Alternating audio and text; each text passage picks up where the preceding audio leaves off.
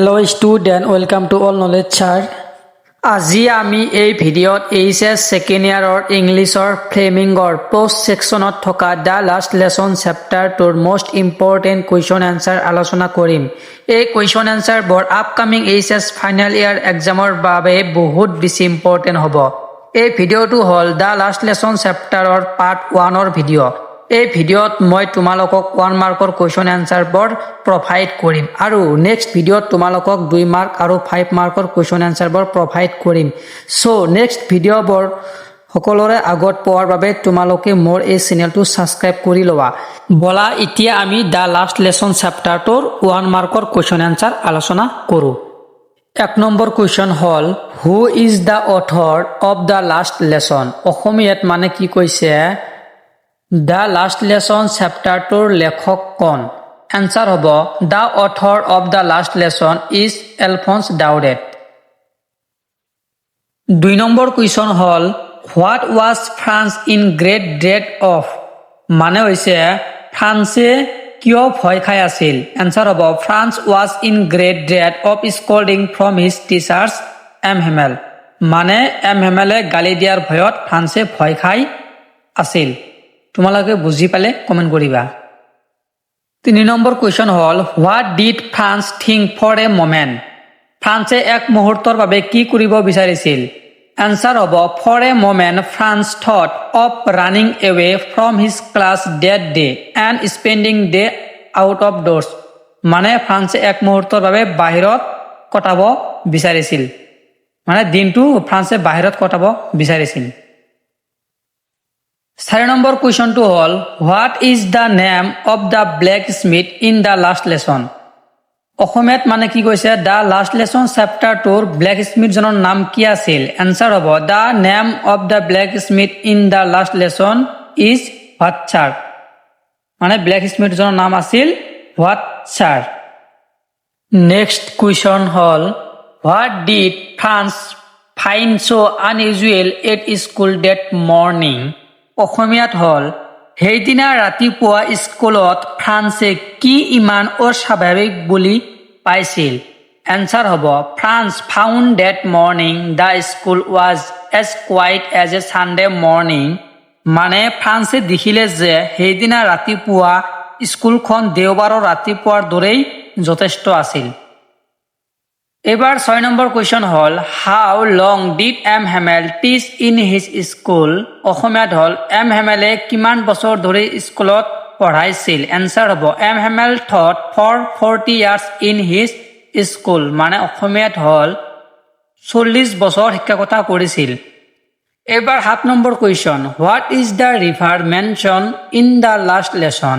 Last lesson চেপ্টাৰটোৰ mention থকা নদীখনৰ নাম কি? Answer the river mentioned in the last lesson in the Saar. মানে লাষ্ট লেছন চেপ্টাৰটোৰ মেনশ্যন থকা নদীখনৰ নাম হৈছে ছাৰ। আৰু এইটো বহুত ইম্পৰ্টেণ্ট হয়, এইচএছ 2019ত এইটো কুৱেশ্যন আহিছে। তোমালোকে বহীত ভালকৈ লিখি ল'বা, এইটো বহুত চান্স আছে এইবাৰ এইচএছ ফাইনেলত অহাৰ কাৰণে।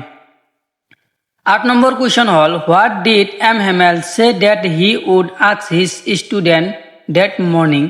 এইটো কুৱেশ্যন এনেকুৱা ধৰণৰো হ'ব পাৰে what did M Hamel say that he would question his student on the day Franz was late for school. মানে অসমীয়াত হৈছে এম হেমেলে কি কৈছিল যে সেইদিনা ৰাতিপুৱা ছাত্ৰ ছাত্ৰীক কি সুধিব? এনচাৰ হ'ব M Hamel told his student that he would ask them question on rules of participle. M হেমেলে তেওঁৰ ছাত্ৰ ছাত্ৰীসকলক পাৰ্টিচিপলৰ বিষয়ে কুৱেশ্যন সুধিব। 9 নম্বৰ কুৱেশ্যন হৈছে what did M Hamel write at the end of the class. এইটো কুৱেশ্যন এনেকৈ হ'ব পাৰে what did M Hamel write on the blackboard at the end of the class. আৰু এনেকৈ হ'ব পাৰে what did M Hamel write on the blacksmith as the clock struck telephone the day of his last lesson. Answer হ'ব at the end of the class M Hamel wrote vive la France on the black board.